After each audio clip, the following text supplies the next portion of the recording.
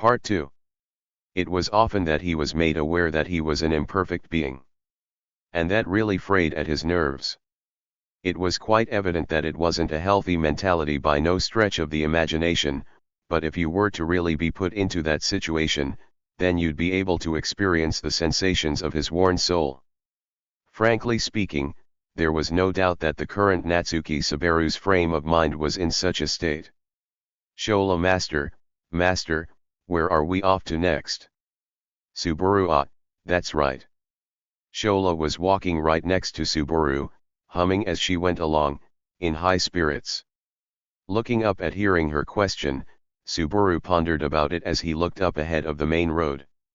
Ram, for now I think we should head towards the west, right? Are you perhaps looking for civilization? If you want to get away from civilization, then turn to the right and you can plunge right into the great waterfall, or so I'd hope. Subaru: don't make such a scary suggestion, Ne-sama. That'll be the only feeling I'll end up getting from it, you know. Her point wasn't just candid advice, but rather it was said in typical Ram-like fashion, the kind that was like she was exchanging poison. Whilst keeping that in his chest, Subaru decided to head westwards in accordance with her advice.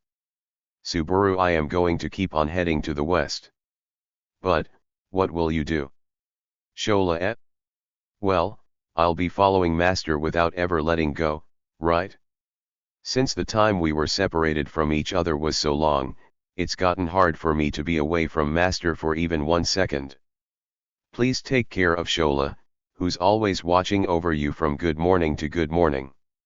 Subaru: from good morning to good morning, you say? How scary. Wouldn't that be all throughout the day? Shola: every day and night too. Shuddering at her rather grand stalkerish advance notice, Subaru cast his face down, a troubled expression adorning it. In all honesty, it felt strange that he had ended up walking along with Shola. There was Subaru, who held shameful feelings of guilt and misery. And then there was Shola, who acted openly without any inhibitions. Though maybe with them as a combo, the balance of tension between plus and minus was kept at an equilibrium.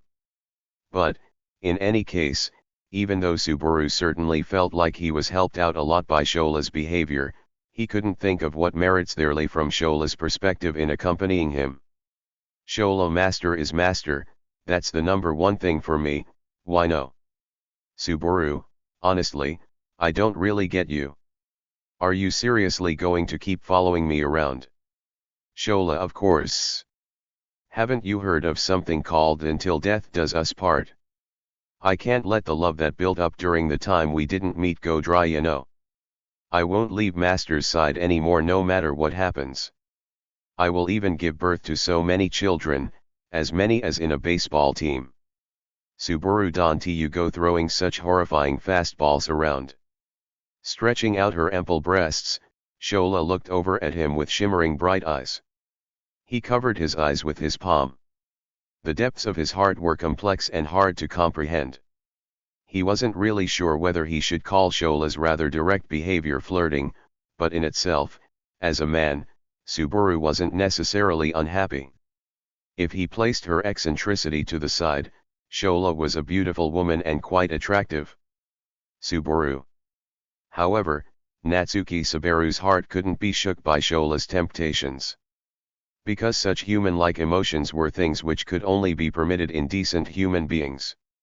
In brief, it was because they were absolutely unattainable capabilities for the current him. Emilia: I think it'd be better for Subaru to be a little more kind to Shola. She keeps giving it her all like that, and even for all of that, isn't it pitiful? Suddenly, a chiming voice like a silver bell cut into Subaru's hesitation. Turning his gaze to his side, Emilia could be seen peering at Subaru's face. Subaru closed one of his eyes at her adorable pouting expression. Subaru: even though it's Emilia Tan saying that, don't you think that was really harsh? And here was me thinking that I knew how I thought about Emilia Tan. Emilia: I guess. Maybe. Sorry. Of course, I'm lonely too, but I think it's pointless if you're always moping about it. After all. Subaru: after all. Amelia, after all, I'm all ready. As she narrowed her amethyst eyes, Amelia tried to continue her words from before. He'd want to immediately interrupt if there was something he didn't want to hear, but that was difficult. Not lending his ears to this Amelia's words was more difficult than cutting off the words of God. However, Subaru whoops. Even if it was impossible to spontaneously interrupt her, he could still interrupt her due to external factors. Suddenly hearing a noise drawing closer from behind him, Subaru shifted his attention away from Amelia and made his way to the side of the main road. The sound of wheels drawing closer informed him that a dragon carriage was approaching. At once, he pulled Shola's arm and the two of them escaped from the path of the dragon carriage. Shola, why Master sure is aggressive. Subaru, get off. Subaru boisterously avoided Shola's hug, who had been taking advantage of him having pulled her arm. Having been shook off, Shola crashed against some trees along the main road, and she let out a shriek, "Yah!" Giving a quick glance back at Shola, whose nose had turned red, still crashing against trees, Subaru waited for the dragon carriage to pass by and out of his sight, before going back onto the main road once again. Ahead of him, the dragon carriage that had passed by Subaru and Shola let out a sound and came to a halt. It didn't seem like it was due to any troubles with the carriage body. With that, he couldn't think of any reason for it coming to a stop other than because of Subaru and Shola. It was still the peak time of the day, but the road was deserted. Subaru increased his vigilance for a split second as if he'd come across bandits or the likes. You wouldn't happen to be Natsuki Subaru-san by any chance? However, that vigilance quickly vanished too due to the call from the individual who had descended from the dragon carriage's driver's seat. After calling out his name, the tall youth who should have been sat at the driver's seat of the dragon carriage walked over to Subaru, who had now let go of his vigilance. It was an individual whose age was around about Subaru's, with gray hair that was tied up into a ponytail. Though his gentle features didn't give off any striking impressions, quite unexpectedly, his build was quite robust. He didn't give off the vibes that he performed manual labor, but it did look like his work involved some at least. Regardless of such a first impression, what mattered the most for Subaru was that this youth recognized him, and that he had called out his name. It's as I thought, it's Natsuki-san, isn't it? It's been a long time. Subaru, well. He was a youth that greeted out to him with the familiarity of no doubt an acquaintance, even though there was a bit of a distance. As he hesitated on deciding how he would respond to him, Subaru looked around to his surroundings. Receiving that look, Amelia, Beatrice, and the others shook their heads. They had indicated that they had no clue who he was to Subaru. Amelia and the others, and Subaru as well, had thrown their hands up at that, but he hesitated in starting a conversation whilst pretending to know him. That was Subaru's signature move, but he didn't want to do it right now due to various reasons. Seeing Subaru embroiled in confusion within his current mental state, the youth furrowed his well-shaped eyebrows and said, "Oh, perhaps you've forgotten? It's me, Regin Suwen, my older brother, Otto Suwen, helps you out. We met once before at the village." Subaru: Regin, you say? Ah, that Otto's. Regin, when you say it like that, Otto, it's almost like you're saying it like it's someone else's business, no? Showing a forced smile at that unnatural expression, Subaru clapped his hands together in comprehension in front of the youth Regin. Unfortunately, he couldn't remember Regin's figure, but he did know Otto's. Now that it was mentioned, Regin and Otto's features did have many similarities with each other. There wasn't any doubts that they were brothers, and also acquaintances of Subaru. Subaru: it was my bad, it was my bad. Like you just caught me now at a time where various things are going on inside my head. That's why your name didn't come to me right away, or something like that. Regin: no, I guess it couldn't be helped since you're in such a busy position.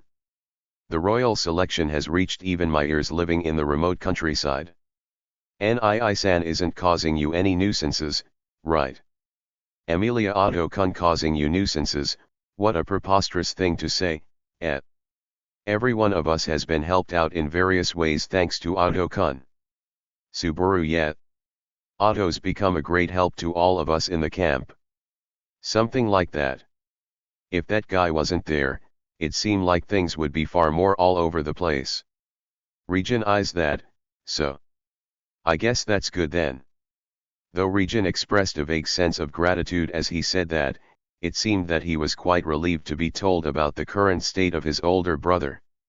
And after that, he flitted between looking at Subaru and Shola, who were standing a short distance away from each other. Region even so, Natsuki-san, what are you doing in a place like this? I would think it'd be quite arduous walking on the main road without even riding on a dragon carriage. Subaru, you're quite right there, or rather, how should I put it? I'd love to make use of a dragon carriage, or the likes if possible, but due a number of reasons doing that would be difficult. And, regarding what you said before about what I'm doing. Cutting his words off there, Subaru thought for a second. And then, he found the right words. Subaru, the current me is in the middle of reconsidering my own self. You could say a journey of self-discovery. Region, a journey of self-discovery. Subaru, mhhhm, that's right. A journey of self-discovery. Gh ha ha ha ha. His own words were amusing, Subaru laughed involuntarily. Although self-discovery was a word which was common with young people, were there any other relevant words which fit this well with the current Subaru? If he thought about it, it wasn't so amusing. Region seemed to have vaguely felt that something was out of place at the state Subaru was in, and he said, "Are you all right?" with a manner of concern for Subaru. Region eyes, something in your body not quite well? For a second, I was certain that this was the reason behind Natsuki-san recognizing me so late, but since I've been mistaken for others often before. Subaru, my body isn't unwell, really. If you're talking about how I feel emotionally, then I'm on the confines of the worst, I guess. But, it's thanks to you, Region, that I'll hang in there. I was relieved to meet you here, you know. Interrupting Region's words, Subaru deeply bowed his head and expressed his gratitude. Seeing Subaru's attitude, Region continued to get more and more bewildered. However, it seemed like he had furthered his conviction that Subaru's attitude before his eyes was quite abnormal. Region made a resolute facial expression, and called out to Subaru with a Natsuki-san. Region, I don't really get the situation well, but for the time being, please come to the village with me. Let's talk about it in detail at my clinic. You need to rest. Subaru, are you speaking like a doctor? Region, though my patients are earth dragons, livestock, and the likes, I am a doctor. Have you forgotten that too? Subaru, forgotten? That's right. I've forgotten. Region, Natsuki-san. If only he had forgotten, then for Natsuki Subaru, things likely would have ended up without him tasting the feelings of isolation that he had felt up until now. However, those feelings that tormented Natsuki Subaru were not easy things to forget. Subaru, your village is further ahead, right? Have I ever stopped by? Region, why yeah, of course. In the past, when there was a bit of an issue, you, my older brother and that other guy came together. Subaru, I see. Thank you. He had been able to roughly hear what he wanted. He turned to face Region, who had been daunted by Subaru's words, and continued. Subaru, the way you, and your older brother talk are very similar. Region, huh? Subaru, you are quite the good guy. Your brother seems to be a good guy too. That's why from hereafter, their first reunion would also be terrible. By no means was it something that he'd derive pleasure from or look forward to. Subaru, Shola. Shola present, what's up, master? Subaru, Dante heard him. It was a short, nondescript call. But, by simply guessing his intentions, Shola nodded with a Arahareza-sa. TL note, this is a reference to Yaterman, a Japanese anime, which also got a film, where from some research the trio from the animated film says in one of their songs, "I'm going to leave this untranslated. But it's something like hey, hey, hey. And Subaru, I am sorry." Subaru apologized to Region, who was in front of him, with a single phrase. The true meaning of his apology this time was far more clear than the vagueness of the one from some time before. However, Region never understood the real meaning. That was because before Region could understand, his head had been engulfed by light and had evaporated. Subaru. Region's headless body collapsed onto the main road without him even letting out a cry of pain. An intense heat burned the wound, and even blood couldn't flow from the cross-section of his neck. Although it was ethically a mistake to praise how the murder had been carried out so skillfully, it was a blow that was so refined that he wanted to reflexively appraise it. Subaru, it's a thing of splendor no matter how many times I see it. Shola, it's the technique that I perfected, sniping the witch beasts from the top of the tower that approached day in and day out, without having anything else to do for 400 years. Now that I think back on it, those are grey days unfitting for a maiden of age, right? Subaru, you've lived for 400 years and you call yourself a maiden of age. Without any emotion at the tragedy before his eyes, Subaru tilted his head at Shola's words. And then, dragging Region's headless corpse along, he approached his dragon carriage, that had lost its owner. However, when the Earth Dragon noticed the approaching Subaru and the others, it immediately started to run away, trying to leave Subaru and others behind on the main road. In an instant, a white light shot past Subaru's side and pierced through the dragon carriage's wagon. The attack penetrated into the Earth Dragon's flesh as it still pulled the dragon carriage along, burning its insides, piercing through its head and finally snatching away its life. Though it was a rather skillful blow, it was an unwanted one. Subaru, hey. Shola, there weren't any hard feelings. It was legitimate self-defense. It's the result of having braced my legs trying to stop it in my own way. It's just that my killing machine habits don't go away so easily. Subaru, I am not angry. I'm not angry, but we may not be able to get a hold of a dragon carriage again now. When are we going to upgrade from traveling on foot? He had no luck at all with Earth Dragons when he brought Shola along like this. Thanks to her accompanying him, it already been determined that Subaru would be forced to keep walking on foot forevermore. Shola, so, isn't it as I always say? Even if it's not an emergency, when it's master, I will always carry you on my back, and when I do, I won't even mind if you carelessly fondle anything strange. How's that? Subaru, it sounds like you're gonna ask for money after or something.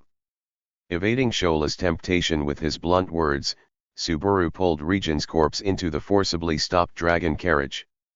The large body of the Earth Dragon had also fallen onto the main road, having received the same fate as its owner, all the way to the point of having lost its head.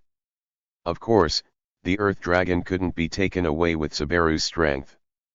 But Subaru, for now, go drag the Earth Dragon along with the dragon carriage to the forest's vicinity. I will try go to the village that Region spoke of. Do you get where I'll be? Shola, it's a piece of cake. I should try to make it so they aren't found, right? Subaru, if they can't be found for a short while, that's fine. It's enough if they can be left hidden for 2 or 3 days. Getting off from the dragon carriage, he instructed Shola to conceal the tragedy that had happened. Raising her hand in a salute of acceptance, Shola grabbed a hold of the huge body of the Earth Dragon and easily lifted up its corpse in her slender arms. The dragon carriage also began to be pulled. Whilst she went to hide the dragon carriage in the forest, Subaru turned to look towards where the village was. Subaru, now then. Subaru started to walk, not without purpose, but with a set goal in mind. He walked straight towards the village Region should have returned to. How many people knew Natsuki Subaru in that village? Either too few or too many, whichever it was, it made him feel heavy in heart. But, although it was true that it was a matter of unpleasantness, were he to avoid it then he wouldn't be able to pick the right path. It was a heartless choice, but it was one he had no choice but to do. If I can at least get back Natsuki Subaru, everything will be alright. Subaru will getting him back even be effective. It's for that reason that Subaru made the choices Natsuki Subaru couldn't take.